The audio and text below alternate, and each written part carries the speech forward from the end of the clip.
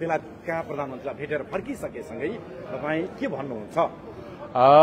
आजको जुन चाहिँ यो भेटघाट भयो त्यसको लागि चाहिँ नेपालीहरू र गोर्खाजहरूको लागि राम्रो कुरा हो।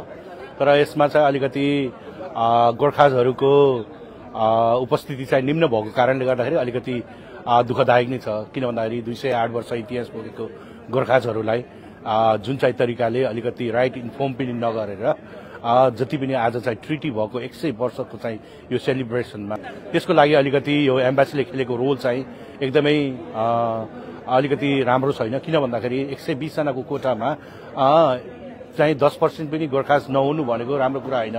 अनि विशेष गरी संस्थामा योगदान दिएको टोलीहरू अनि सबै हामीले चाहिँ सबैलाई चाहिँ जसरी हुन्छ हामीले चाहिँ यसमा चाहिँ के भन्छ धेरै धेरै गोर्खाजहरूलाई इन्भल्भ गरेर हाम्रो चाहिँ स्पेसली अहिले भइरहेको अनगोइङ इस्युको बारेमा भन्नुपर्ने थियो।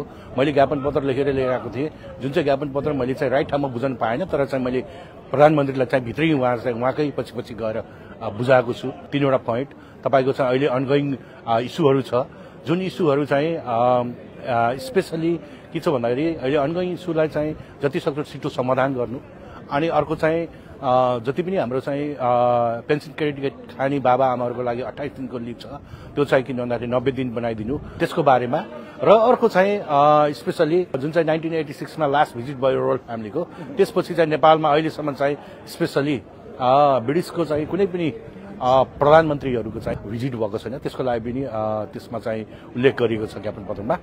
सायद अब I come back to you भनेपछि सायद केही न केही आउँछ होला भन्ने पूर्ण आशा गरेको छु।